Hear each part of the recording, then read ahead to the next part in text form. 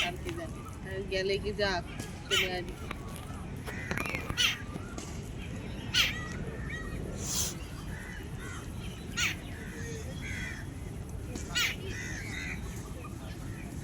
আবার যাচ্ছে কি সাহস এই ছেলেটার আমি বুঝে পাই না।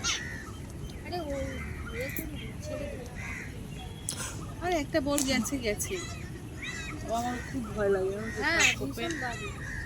ভীষণ ভয় লাগে। দেখো দেখো যাচ্ছে সেই আবার, খুব সাহস।